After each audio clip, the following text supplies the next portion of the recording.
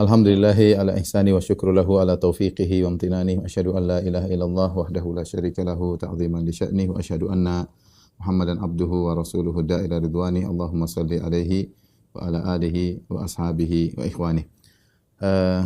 Ikhwan dan akhwat para jamaah Masjid Astra yang dirahmati oleh Allah Subhanahu wa taala, kepada Mas Boy hafizahullah dan juga Bang Pitung dan kawan-kawan semuanya. Alhamdulillah pada kesempatan pagi hari ini kita dikumpulkan bersama untuk sama-sama saling mengingatkan tentang amalan-amalan yang terbaik ya. Hal ini perlu kita pelajari karena kita tahu bahwasanya umur kita terbatas dan juga potensi kita terbatas dan kemampuan kita terbatas. Kita manusia adalah makhluk yang penuh dengan kelemahan. Maka kita harus mengenal potensi kita agar kita bisa bisa kita gunakan semaksimal mungkin, seoptimal mungkin ya. Dan ini juga bukan hanya dipikirkan oleh kita, juga dipikirkan oleh para sahabat. Para sahabat memikirkan bagaimana bisa melakukan amalan yang terbaik. Karena Allah Subhanahu wa taala yang memerintahkan dalam Al-Qur'an untuk berlomba ya. Kalau kita lihat ayat-ayat berkaitan dengan beramal saleh, maka ayat-ayat datang dalam konteks memacu, suruh berlomba, suruh cepat, enggak ada tunda-tunda. Seperti firman Allah Subhanahu wa taala, fastabiqul khairat, berlomba-lombalah dalam kebaikan. Seperti juga firman Allah Subhanahu wa taala, wasari'u ila maghfiratin min rabbikum wa jannatin arduha samawati wal ardu iddatul muttaqin. Bersegeralah kalian, cepatlah. Sari'u artinya cepat. Al-musara'ah artinya cepat. Cepatlah menuju ampunan Allah dan menuju surga yang luasnya seluas langit dan bumi. Itu dengan beramal saleh. Dalam ayat yang lain kata Allah Subhanahu wa taala, sabiqu ila maghfiratin min rabbikum wa jannatin arduha ka ardi samai wal ardi uiddat lil ladzina amanu billahi wa rasulih. Cepatlah kalian, ke depanlah ya. Bahkan Allah Subhanahu wa taala menyuruh untuk bersaing ketika Allah Subhanahu wa taala menyebutkan tentang nikmat surga, kata Allah Subhanahu wa taala, wa fi dzalika falyatanafasil mutanafisun. Untuk urusan ganjaran surga, nikmat surga, maka bersainglah. Falyatanafasil mutanafisun. Bersainglah orang-orang yang bersaing. Kita disuruh berpacu dalam urusan akhirat. Karena kita tahu hidup kita di dunia sementara dan kehidupan yang sungguhnya adalah di akhirat kelak ya. Kita akan lewati kehidupan dunia ini ya, 50, 60, 70 tahun ya. Lebih atau kurang, setelah itu kita akan masuk dalam kehidupan akhirat yang abadi. Maka potensi yang kita miliki sekarang ya, kita harus efektifkan semaksimal mungkin, seoptimal mungkin untuk bisa melakukan amalan yang terbaik. Karenanya datang dalam banyak hadis di mana para sahabat bertanya kepada Nabi sallallahu alaihi wasallam tentang amalan-amalan yang terbaik. Tidak lain karena mereka ingin bisa melakukan yang maksimal, yang optimal, mengingat potensi yang mereka miliki terbatas. Dan yang menakjubkan, Rasulullah SAW menjawab dengan berbagai macam jawaban. Tidak satu jawaban ketika Rasulullah SAW ditanya tentang amalan yang terbaik ya. Makanya para ulama membahas, kok bisa Nabi menjawab dengan berbagai macam jawaban. Maka sebagian ulama mengatakan itu ditinjau dari penanya. Rasulullah melihat potensi masing-masing penanya ya. Baik, kita bacakan di antara hadis-hadis tersebut seperti dalam hadis Ibnu Mas'ud yang diriwayatkan oleh Imam Bukhari dan Imam Muslim. Ibnu Mas'ud bertanya, "Sa'altu Nabiy sallallahu alaihi wasallam ayyul amali ahabbu ila Allah." Aku bertanya kepada Nabi sallallahu alaihi wasallam tentang amalan apa yang terbaik. Maka Nabi sallallahu alaihi wasallam mengatakan, "As-salatu ala waqtiha." Salat pada waktunya. Qala, kemudian aku berkata lagi, "Tsumma ayyun?" Setelah salat pada waktunya apa lagi ya Rasulullah? Kata Rasulullah SAW, "Tsumma birrul walidain." Kemudian berbakti kepada kedua orang tua.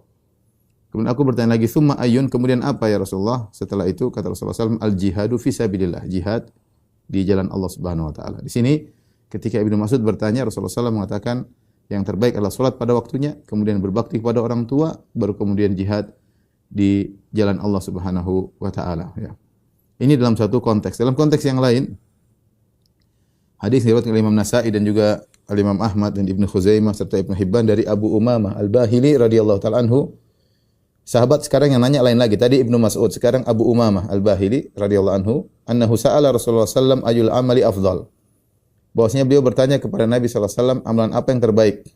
Maka Nabi mengatakan alaika bis-shaum fa innahu la idla lahu. Hendaknya kau sering berpuasa karena tidak ada yang bisa menandingi puasa. Tidak ada yang menandingi puasa. Taib, ini Abu Umam Al-Bahili. Kemudian datang dalam riwayat yang lain, dalam hadis yang lain riwayat Imam Ahmad dari Amr bin Abasah bahwasanya Nabi sallallahu alaihi wasallam pernah berkata kepada seseorang. Nabi datang ke seorang, Nabi berkata, "Amalani huma afdhalul a'mal illa man amila bimithlihima." Ada dua amalan adalah amalan yang terbaik kecuali ada orang yang bisa mengamalkan keduanya. Rasulullah kabarkan kepada seorang. Kata Rasulullah SAW, hajjatun mabrurah atau umrah. Haji mabrur atau umrah. Nabi mengajar kepada orang ini amalan terbaik untuk kamu ya adalah haji mabrur atau umrah. Hadis ini dari Imam Ahmad dan disahihkan oleh para pentahqiq Musnad Imam Ahmad. Kemudian juga dalam hadis yang lain diriwayatkan Imam Bukhari Imam Muslim dari Abu Musa Al-Asy'ari radhiyallahu taala anhu, beliau bercerita, qalu, sahabat bertanya kepada Nabi, "Ya Rasulullah, wahai Rasulullah, ayul islami afdal?" Islam apa yang paling afdal? Yaitu amalan apa yang paling afdal? Karena Islam identik dengan amalan ya. Ayul islami afdal, amalan apa yang paling afdal? Kata Nabi sallallahu alaihi wasallam, "Man salimal muslimuna min lisani wa yadihi." Islam yang terbaik adalah, muslim yang terbaik adalah orang yang kaum muslimin selamat dari gangguan lisannya dan tangannya, yaitu tidak ganggu orang. Muslim terbaik kata Nabi yang tidak ganggu orang. Lisannya dia jaga, tangannya dia jaga, komentarnya dia jaga, ya. Tidak ganggu orang lain, ya. Statusnya dia jaga, tidak ganggu orang lain, ya. Ini muslim yang terbaik, berusaha tidak mengganggu orang lain. Dan Nabi menjelaskan, yang tanya banyak orang, para sahabat makanya menggunakan kata dhamir hum, qalu, mereka bertanya, "Ya Rasulullah, Islam apa yang terbaik?" Kata Nabi, "Man salimal muslimuna min lisanihi wa yadihi." Yaitu orang yang kaum muslimin selamat dari kata-katanya dan selamat dari gangguan tangannya. Hadis yang lain juga dari Al-Imam Al-Bukhari dari Abu Hurairah radhiyallahu anhu qala, Abu Hurairah berkata, "Ja'a rajulun ila Rasulillah sallallahu alaihi wasallam." Ada seorang laki datang kepada Rasulullah sallallahu alaihi wasallam, faqala, kemudian dia berkata, "Dullani ala amalin ya'dilul jihad." Ya Rasulullah, tunjukkanlah kepadaku amalan yang seimbang dengan jihad. Maka Nabi SAW mengatakan, "La ajiduhu." Aku tidak mendapati ada amalan yang seimbang dengan jihad. Maka dia bertanya, Rasulullah berkata, "Hal yastati'u idza kharajal mujahidu an tadkhula masjidaka fatakuma wa la taftur wa tasuma wa la tuftir?" Qala, "Wa man yastati'u dzalik?" Ya. Apakah kau mampu jika seorang mujahid keluar berjihad di jalan Allah Subhanahu wa taala, kemudian kau masuk ke masjid, lalu engkau salat tidak pernah berhenti dan kau berpuasa tidak pernah berbuka? Orang ini berkata, "Siapa yang mampu melakukan demikian?" Artinya Nabi ingin menjelaskan kepada orang ini, untuk engkau adalah jihad yang terbaik ya.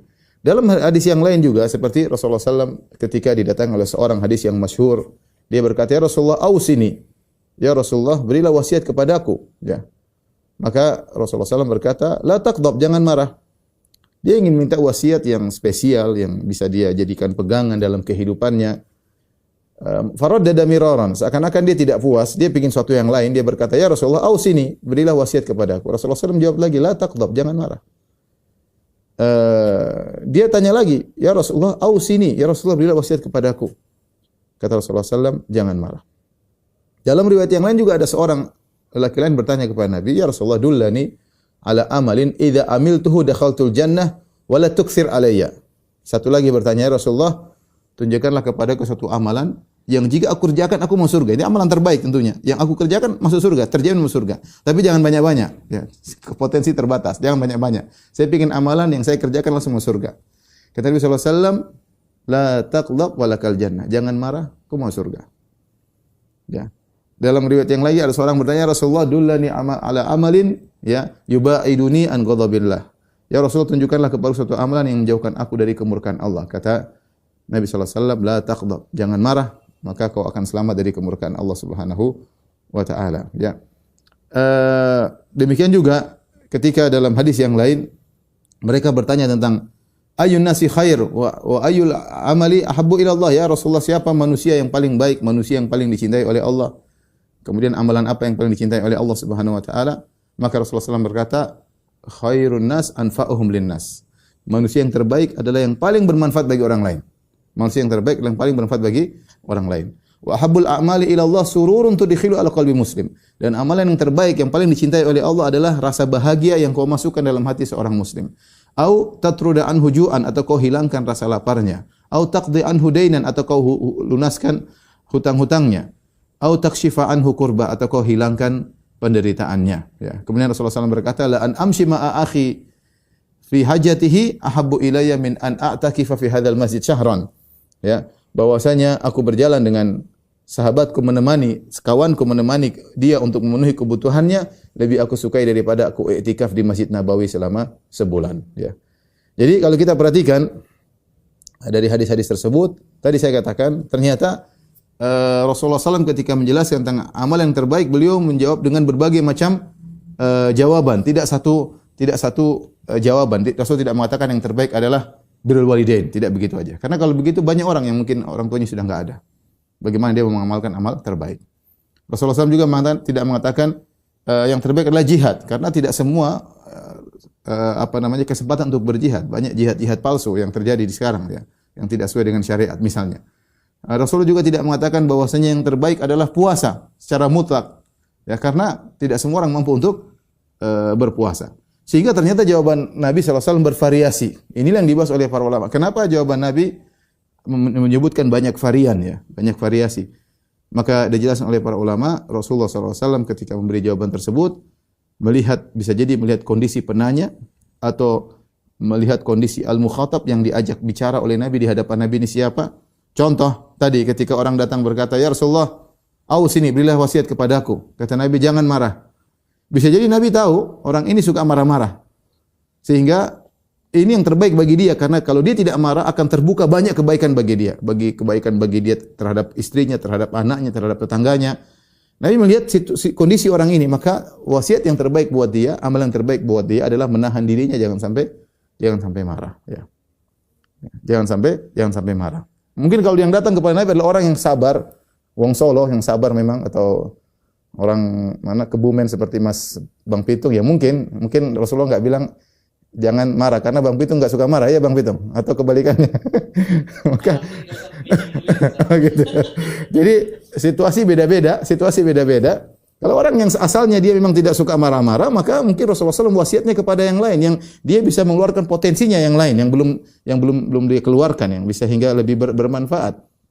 Ya tadi ada yang memang fokus kepada Quran, misalnya khairukum man ta'allamal Quran wa 'allamahu, sebaik-baik kalian yang belajar Quran dan mengajarkannya. Rasulullah, ada orang yang fokus ke sana, dia punya potensi untuk hafal Quran, kemudian untuk mengajarkan Quran. Ada seorang muslim, kita masukkan pondok, dia enggak bisa hafal Quran, baru hafal 2 juz lupa lagi, hafal 2 juz lupa lagi. Enggak mungkin kita bilang udah kamu pondok sampai mati hafal Quran, enggak mampu dia. Ini jangan dipaksa untuk pondok, kita cari potensi yang lain. Mungkin dia kuat membantu orang susah. Mungkin dia punya kecerdasan dalam fisika, kimia, matematika sehingga dia bisa memberi sumbangsi kepada Islam dan kaum muslimin dari sisi yang lain. Maka di antara kesalahan kata para ulama, maksa seseorang untuk menekuni sesuatu yang bukan potensinya. Itu adalah kesalahan. Karena Nabi SAW ketika memberi jawaban variasi Rasulullah ini begini menunjukkan Rasulullah SAW melihat siapa yang bertanya sehingga jawabannya berubah-ubah, atau Rasulullah SAW melihat kondisi yang berbeda-beda. Ada kondisi misalnya ketika itu di zaman Rasulullah SAW perlu jihad fisabilillah, maka Rasulullah bilang jihad. Ada suatu kondisi di mana orang lagi kelaparan, mungkin Rasulullah SAW mengatakan yang terbaik adalah memberi makan. Ya, dalam sebagian hadis memberi makan itu adalah amalan yang terbaik. Maka situasi dan kondisi juga mempengaruhi amalan yang terbaik. Dari sini kalau kita dapati penjelasan para ulama, mereka mengatakan bahwasanya kebanyakan amalan terbaik kembali kepada potensi seseorang. Apa yang mampu dia lakukan. Salah satu tinjauan amalan terbaik adalah kembali kepada kondisi orang tersebut. Dan yang kedua kondisi kaum muslimin yang ada ketika itu. Ya, ini di antara dua hal yang paling mempengaruhi amalan terbaik ya. Contoh, amalan terbaik dipengaruhi oleh kondisi masing-masing orang, potensi masing-masing orang sebagaimana dijelaskan oleh Al-Imam Ibnu Qayyim rahimahullahu taala ya.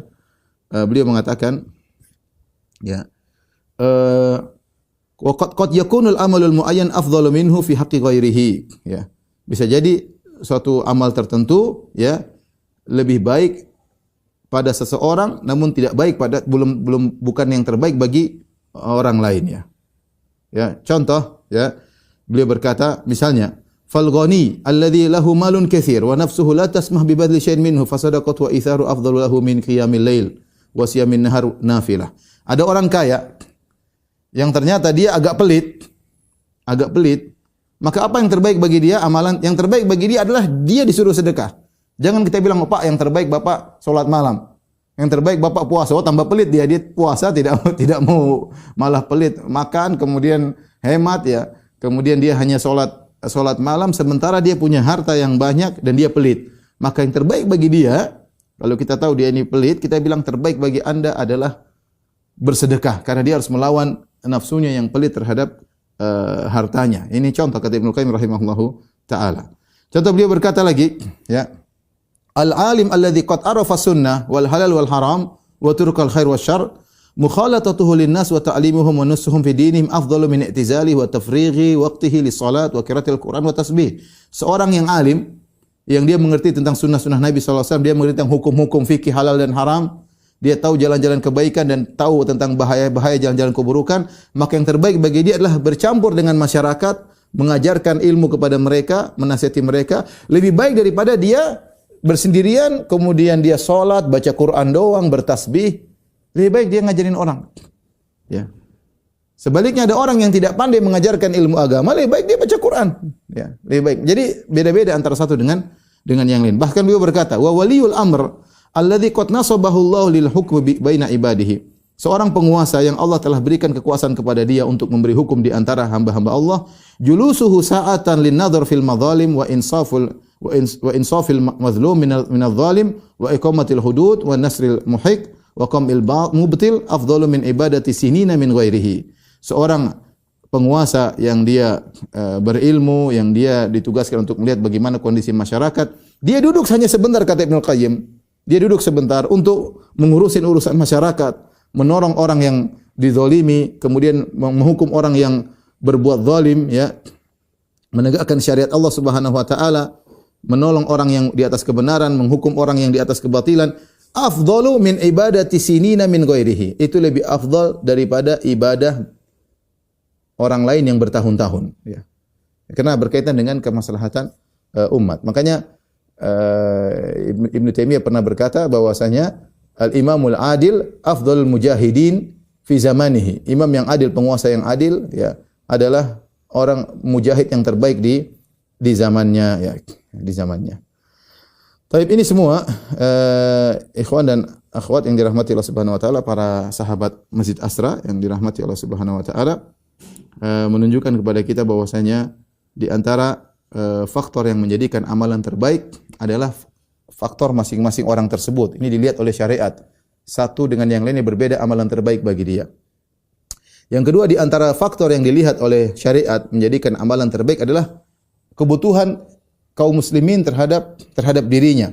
Semakin besar kebutuhan kaum muslimin terhadap dirinya, maka semakin besar pahala yang dia dapatkan. Contoh, Allah Subhanahu wa taala berfirman, "Falaqatahamal aqabah wa ma adraka mal aqabah fakku raqabah aw it'amun fi yaumin dhi masghabah yatiman dha maqrabah aw miskinan dha matrabah." Kata Allah Subhanahu wa taala menyebutkan di akhir surat Al-Balad tentang keutamaan amal saleh yang bisa membuat seorang masuk ke dalam surga. Di antaranya kata Allah Subhanahu wa taala, "Au it'amun fi yaumin dhi masghabah." Memberi makan di hari kelaparan. Memberi makan kepada fakir miskin secara umum adalah ibadah yang sangat mulia. Oleh karena dalam Al-Qur'an banyak disebutkan hal ini. Terlebih lagi ketika di musim kelaparan. Ya, "Au it'amun fi yaumin dhi masghabah." Di musim kelaparan. Sehingga kondisi masyarakat yang semakin membutuhkan menjadikan amalan menjadi semakin besar pahalanya. Karena berbeda kita memberi makan kepada fakir miskin di hari-hari biasa dengan kita memberi fakir miskin di hari kelaparan. Pahalanya lebih besar. Kemudian juga kata Allah Subhanahu wa taala, "Au yatiman dza maqrabah au miskinan dza matrabah." Atau membantu seorang miskin dza matrabah. Miskin yang super miskin, sehingga Allah mengatakan miskinan dza matrabah, si miskin yang punya tanah. Ini gambaran bahasa menunjukkan dia tidak punya apa-apa.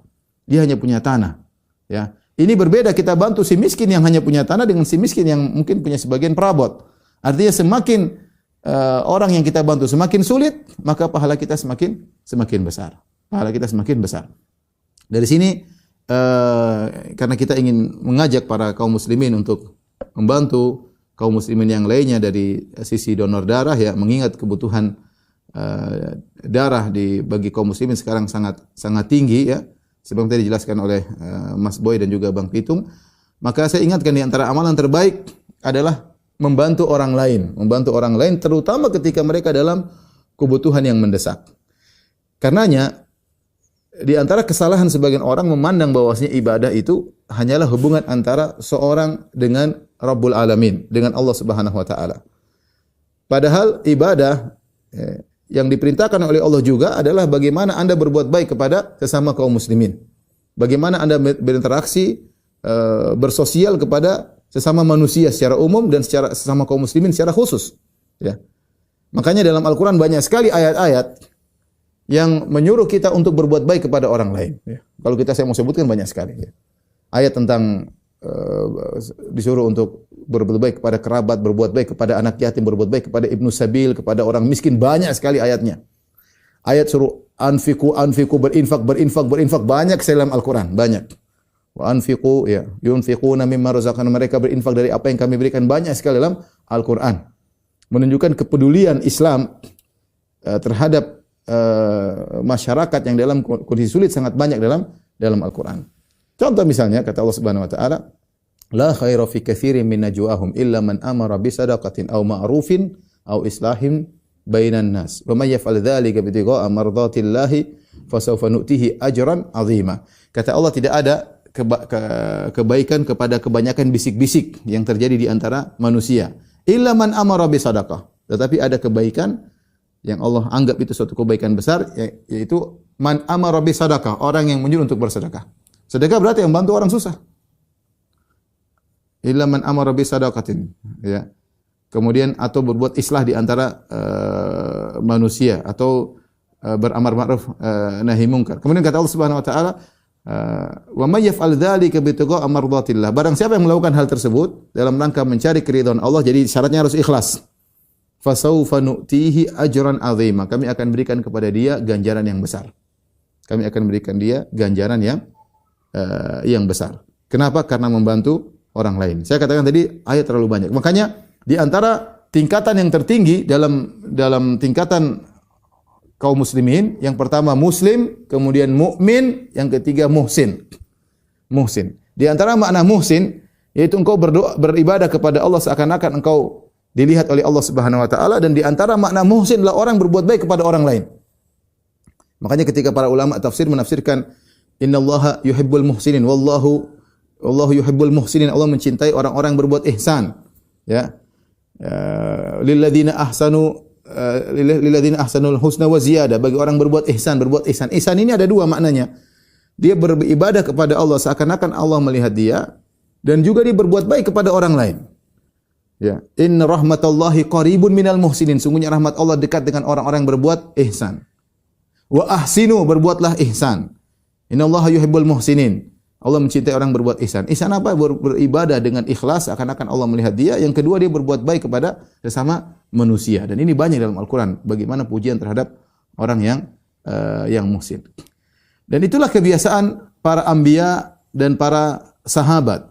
Ibadah mereka bukan hanya terbatas antara mereka dengan Allah, tapi di antara ibadah yang mereka agung adalah bagaimana berbuat baik kepada sesama. Lihatlah Nabi SAW, contoh nyata. Nabi SAW, apa kata Jabir bin Abdullah? Ma su'ila Nabi SAW syai'an qad faqala la. Tidaklah Nabi SAW diminta sesuatu apapun kemudian dia bilang tidak. Itu enggak ada dalam kamus Nabi. Nabi diminta sesuatu kemudian Nabi bilang enggak ada. Enggak, itu enggak ada dalam kamus Nabi. Nabi kalau diminta sesuatu pasti dia bilang iya selama dia mampu. Tidak pernah Nabi bilang enggak. Sampai kita lihat bagaimana hadis ketika ada Rasulullah SAW dilihat oleh seorang wanita bajunya lusuh, maka Nabi SAW diberikan hadiah oleh wanita tersebut baju yang bagus. Ya, maka sang perawi berkata, fa akhadhaha Nabi SAW muhtajan ilaiha. Maka Rasulullah SAW pun mengambil baju bagus tersebut karena dia lagi butuh, bajunya sudah lusuh. Ada hadiah dari seorang wanita, Rasulullah SAW ambil. Jadi Rasulullah SAW pakai. Baru Rasulullah SAW pakai, datang seorang sahabat berkata, ya Rasulullah, ma ahsanaha, betapa indah bajumu tersebut. Ya, uksuniha, ya Rasulullah, berikan baju itu kepadaku. Subhanallah, Rasulullah baru pakai, Sudah diminta lagi. Maka Rasulullah SAW lepas. Rasulullah kasih. Padahal Rasulullah lagi butuh kepada baju tersebut. Rasulullah SAW tidak berkata, ente ini Ustadz kok dimintai bajunya, harusnya kamu berikan baju saya. Rasulullah malah buka baju kasih. Karena Rasulullah tidak ada kamus, enggak, itu enggak ada. Selama dia mampu. Rasulullah mengatakan, kalau saya punya harta, saya akan kasih bagi kalian kepada kalian. Summa la tajiduni bakhilan, kalian tidak akan dapati aku bakhil, enggak mungkin aku bakhil. Ya. Sampai seorang Arab Badui ketika dia minta ghanam bainal jabalain, dia lihat Rasulullah dapat ghanimah banyak, dia minta kambing di antara dua gunung, itu kambing selembah kambing, itu banyak sekali. Rasulullah kasih. Dia pun masuk Islam. Kemudian dia berdakwah kepada kaumnya, dia berkata, "Ya qaumi aslimu, wahai kaumku masuk Islamlah kalian kalau mau dapat kambing seperti saya. Fa inna Muhammadan a'ta man lam yakhshal faqah." Muhammad itu kalau sudah bagi sesuatu tidak pernah takut miskin. Jadi Rasulullah SAW terkenal suka membantu orang lain, dan ini dilakukan oleh Nabi bahkan sebelum Nabi diangkat menjadi seorang nabi. Makanya dalam hadis yang masyhur ketika Rasulullah SAW baru didatangi oleh malaikat Jibril ketakutan, ya. Sampai Jibril alaihissalam memeluk Nabi, memeluk lagi melepaskannya. Dikatakan Iqra, bacalah. Kata Nabi, ma ana bi iqari, saya tidak bisa baca. Kemudian ditalkin oleh malaikat Jibril, Iqra bismi rabbikal ladzi khalaq, dan seterusnya. Kemudian Nabi SAW turun dari Gua Hira menuju istrinya, ketakutan Khadijah, ya. Ketakutan. Dia bilang, laqad khasyitu ala nafsi, sampai Rasulullah mengatakan, zammiluni selimuti aku. Ketakutan, gemetar. Fazammaluhu, maka istrinya pun menyelimuti Nabi SAW. Sampai tenang, Khadijah bertanya, ada apa wahai suamiku? Kata Rasulullah SAW, laqad khasyitu ala nafsi, sungguh aku khawatir suatu keburukan menimpa diriku. Apa kata Khadijah? Kalla fa wallahi abshir, tidak mungkin. La yukhzikallahu abada, Allah tidak akan menghinakan engkau selamanya. Innaka la tasilur rahim, engkau suka menyambung silaturahmi, wa tasduqul hadis, engkau suka jujur. Wa tahmilul kalla, engkau membantu orang yang tidak mampu. Wa taksibul ma'dum, ada orang tidak bisa apa, kau kerja, hasilnya kau kasih buat dia. Wa taqrid dhaif, kau suka menjamu tamu. Wa tu'inu alana wa ibil haq, engkau membantu orang terkena musibah. Ini sifat-sifatmu, selalu membantu orang lain, tidak mungkin Allah hinakan engkau. Jadi Nabi sebelum diangkat menjadi nabi sudah sifatnya seperti itu, apalagi setelah diangkat menjadi seorang nabi, ya. Dan terlalu banyak bagaimana menunjukkan Rasulullah SAW membantu orang lain. Sampai Nabi tadi mengatakan, la an amshi ma akhi fi hajatihi, aku berjalan dengan saudaraku memenuhi keperluannya, lebih aku sukai daripada iktikaf di Masjid Nabawi selama sebulan. Kenapa? Karena iktikaf di Masjid Nabawi berkaitan dengan diri sendiri. Tapi dia membantu saudaranya, keperluannya, maka itu berkaitan dengan orang lain. Dan ihsan, di antara makna ihsan adalah membantu orang lain. Ya. Jadi kalau kita bicara tentang hadis Nabi, terlalu banyak dalilnya. Kita bicara tentang sahabat. Sahabat pun demikian. Lihatlah Abu Bakar As-Siddiq radhiyallahu ta'ala anhu. Ketika dia ditekan oleh orang-orang musyrikin di kota Mekah, sehingga akhirnya dia pun meninggalkan kota Mekah, dia pergi meninggalkan kota Mekah, ingin berhijrah, ingin bisa beribadah di bumi yang lain. Ketika di tengah jalan, dia sudah berjalan jauh, ketemu dengan seorang namanya Ibnu Dugunnah. Dia mengatakan, Ibnu Dugunnah orang kafir. Dia berkata, wahai Abu Bakar, kemana kau hendak pergi? Aku ingin beribadah kepada Allah. Mereka melarangku untuk ibadah. Maka kata Ibnu Dugunnah, mithluka la yakhruj wa la yukhraj. Orang seperti engkau, wahai Abu Bakar, tidak boleh keluar dari negerinya dan tidak boleh diusir dari negerinya. Kenapa? Innaka la tasilur rahim, kau suka menyambung silaturahmi. Wa tasduqul hadis, engkau senantiasa jujur. Seperti sifat Nabi. Wa tahmilul kalla, engkau selalu membantu orang yang susah. Wa taksibul ma'dum, engkau bekerja bagi orang yang tidak bisa berbuat apa, kau kerja hasilnya buat dia. Wa taqrid dhaif, kau suka menjamu tamu. Wa tu'inu ala nawaibil haq, dan kau suka membantu orang yang terkena musibah. Orang seperti kau tidak mungkin diusir. Maka dia pun mengatakan, saya akan jadi jaminan. Kembali ke kota Mekah, beribadah kepada Tuhanmu, aku akan jadi jaminan. Dia musyrik juga, tapi dia kagum dengan Abu Bakar As-Siddiq radhiyallahu ta'ala anhu. Makanya ketika Nabi SAW suatu hari bertanya kepada para sahabat, man asbah minkum sha'iman? Siapa yang hari ini puasa? Kata Abu Bakar, saya ya Rasulullah. Man at'ama minkumul yawma miskinan? Siapa yang hari ini memberi makan kepada fakir miskin? Kata Abu Bakar, saya ya Rasulullah. Man ada minkum maridhan? Siapa di antara kalian yang menyenguk orang sakit? Kata Abu Bakar, saya Rasulullah. Satu hari Abu Bakar kerjain semua. Man tabi'a minkumul yawma janazah? Siapa yang hari ini yang melayat orang meninggal? Kata Abu Bakar, saya Rasulullah. Subhanallah. Abu Bakar luar biasa, ya. Sudah puasa, kasih makan orang miskin, menjenguk orang sakit, kemudian melayat orang mati. Kata Nabi, majtama'na fi imri'in illa dakhalal jannah. Tidak mungkin ini berkumpul pada seorang satu hari ngerjain ini semua kecuali masuk surga. Coba kalau kita tanya sama diri kita, siapa yang hari ini puasa? Enggak ada yang angkat tangan. Siapa yang hari ini kasih makan orang miskin? Saya, Ustaz. Siapa yang miskinnya? Istri saya miskin, Ustaz. Saya kasih makan istri saya. Kemudian siapa yang kunjungi orang sakit? Saya, Ustaz. Siapa anak saya sakit? Saya kunjungi anak saya. Artinya para sahabat demikian. Ya. Allah sudah puji mereka dalam Al-Quran. Kata Allah Subhanahu Wa Taala, "Walladzina tabawwa'ud dar wal imana min qablihim yuhibbuna man hajara ilaihim." Wala yajiduna fi sudurihim hajatan mimma utu wa yu'thiruna 'ala anfusihim walau kana bihim khassas. Allah sebutkan kaum Ansar, Allah abadikan dalam surat Al-Hasyr, Allah mengatakan wa yu'thiruna 'ala anfusihim walau kana bihim khassas. Mereka mendahulukan saudara-saudara mereka daripada diri mereka sendiri padahal mereka dalam kondisi memerlukan, ya. Ya. Allah sebutkan ciri-ciri penghuni surga. Kata Allah Subhanahu wa taala, "Wa yut'imuna at'ama 'ala hubbihi miskinan wa yatima wa asira. Innama nut'imukum liwajhillah." Ya, sungguhnya ya mereka penghuni surga memberi makan kepada orang miskin makanan yang mereka sukai. Mereka berikan kepada miskin, kepada anak yatim, kepada tawanan. Tawanan ini orang kafir. Jadi mereka berbuat baik bahkan kepada tawanan perang, ya. Dan mereka memberi makan karena Allah Subhanahu wa taala. Oleh karenanya para ulama mengatakan sepakat ulama membantu orang non muslim tidak jadi masalah, ya. Dapat pahala apalagi membantu sama kaum muslimin. Yang kita perhatikan dalam ayat ini Allah sebutkan wa yut'imuna ta'ama ala hubbihi. Mereka memberi makanan yang mereka suka makanan tersebut. Jadi bukan mereka beri makanan yang sudah mau basi atau yang mereka tidak suka enggak habis baru kasih orang, enggak. Mereka memang makanan mereka suka tapi mereka kasih orang. Jadi sahabat kalau bersedekah bukan asal-asalan, sedekah dengan apa yang mereka sukai. Allah berfirman, "Lan tanalul birra hatta tunfiqu mimma tuhibbun." Kalian tidak akan mencapai kebajikan yang sungguhnya sampai kalian menginfakkan apa yang kalian cintai. Bahkan dalam makanan, para sahabat memberikan makanan yang dia sukai. Maka disebutkan dalam perang Badar, ketika para sahabat menang dalam perang Badar, kemudian sebagian orang-orang kafir Quraisy ditawan, maka mereka menjalankan ayat ini. Sebagian mereka memberi makanan kepada tawanan perang. Mereka bawa roti dan ada korma. Roti mereka kasihkan kepada tawanan yang kafir, sementara mereka makan korma.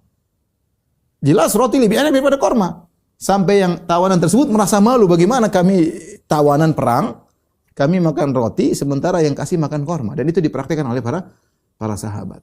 Dipraktikkan oleh para sahabat. Maksud saya sikap suka menolong orang lain ini adalah kebiasaan Nabi SAW, kebiasaan para sahabat, bahkan kebiasaan para nabi-nabi terdahulu. Contohnya Allah sebutkan tentang kisah Nabi Musa alaihissalam. Kisah Nabi Musa dan Allah sebut dalam surat Al-Qasas ketika Musa alaihissalam dikejar oleh Fir'aun dan bala tentaranya, pengikut Fir'aun karena dia telah membunuh seorang, maka dia kabur dari Mesir pergi ke kota Madian. Allah berfirman, "Walamma warada ma'a Madyana waja'ada alaihi ummatan minan nasi yaskun wa wajada min dunihim imra'ataini tadhudan. Qala ma khatbukuma? Qalata la nasqi hatta yusdira ar-ri'a wa abuna shaykhun kabir fasaqa lahumā." Kata Allah Subhanahu wa taala, Musa pun kabur alaihissalam dari Mesir menuju ke Madian. Tatkala dia pergi ke Madian, dia mendapati ada sumber air, sumur, orang-orang lagi banyak. Mereka ngambil air. Ternyata di sekumpulan orang tersebut ada dua orang wanita yang memegang kambing-kambing mereka, menahan kambing-kambing yang mau minum ditahan-tahan. Mereka tidak bisa ambil air. Musa langsung tergerak. Langsung datang kepada kedua wanita tersebut. "Ma khatbukum, ada apa?" Mereka bilang, "Kami tidak bisa ngambil air sampai mereka pergi semua baru kami ambil air." "Mana laki-laki kalian? Kok perempuan yang ngambil air?" "Wa abuna shaykhun kabir." Bapak kami sudah tua sehingga enggak bisa ngambil air. Kami anak-anaknya ngambil air. Kata Allah, "Fasaqalahuma." Maka Musa ngambilin air buat dua wanita tersebut. Artinya sudah dia langsung ngambil air tanpa pamrih, ya, kemudian dia kasih kepada dua wanita tersebut, kemudian dia pergi bernaung di bawah sebuah pohon. Tsumma tawalla ila dhil. Kemudian dia bernaung di bawah sebuah pohon padahal dia dalam kondisi sangat-sangat lapar. Tapi maksud saya itulah kebiasaan orang-orang saleh, para anbiya, menolong orang lain. Jadi, ikhwan dan akhwat yang dirahmati Allah Subhanahu wa taala, saya sangat senang dengan program yang dibuat oleh Masjid Asra atau Yayasan Amaliyah, ya, dengan program Amaliyah Care yang berpikir bagaimana bisa membantu sama kaum muslimin, ya, atau sama manusia secara umum tentang adanya pengumpulan donor darah ini. Saya rasa sangat bermanfaat. Maka bagi siapa yang mampu, ya, hendaknya membantu suksesnya program ini dan semoga bisa menjadi amalan terbaik di sisi Allah Subhanahu wa taala. Yang Kalau nggak punya darah jangan dipaksa ya. Kalau punya darah silakan. Darah berlebihan ya sumbang ya darah. Kalau nggak punya darah siapa yang memaksa ya. Tapi kalau punya darah, kenapa pelit dengan darah? Bermanfaat bagi sama kaum muslimin. Saya ingat kalau saya di Madinah dulu ya, hampir setiap saya sholat di masjid mahasiswa, hampir setiap sholat selalu ada yang kasih pengumuman. Hunaka maridun bihaja ila dam wa fasilatud dam. Kata saya saking hafalnya, selalu imam mengatakan ini ada orang sakit butuh dengan darah dan golongan darahnya lah ini. Barang siapa yang bisa membantu maka silakan. Orang datang langsung bantu apa. Dan itu suatu hal yang hampir tiap hari saya dengar kalau kita sholat di masjid kampus. Karena orang-orang tahu di kampus banyak anak muda yang kelebihan darah, maka mereka datang ke situ minta bantuan darah. Saya rasa Bang Pitung kelebihan darah, apalagi Kong Sarif insya Allah kelebihan darah. Tidak ada salahnya untuk disumbangkan kepada orang yang kekurangan darah. Wallahu a'lam bishawab. Demikian saja kepada rekan-rekan para sahabat Masjid Asra. Demikian juga kepada Mas Boy, Bang Pitung, Kong Sarif, Mas Ganjar dan yang lainnya. Ini bisa saja sedikit yang saya sampaikan, semoga menjadi motivasi bagi diri saya dan juga kawan-kawan untuk bisa membantu sama kaum muslimin baik dengan harta, materi maupun dengan darah atau yang lainnya, dengan pemikiran, dengan ide apa saja yang berbuat baik untuk kaum muslimin, untuk bangsa kita berikan, dan itu sebenarnya untuk kita sendiri karena in ahsantum li anfusikum. Kalau kalian berbuat baik adalah untuk diri kalian sendiri sebagai modal kita untuk bertemu Allah pada hari kiamat kelak. Kurang lebihnya saya mohon maaf. Wabillahi taufiq wal hidayah. Assalamualaikum warahmatullahi wabarakatuh.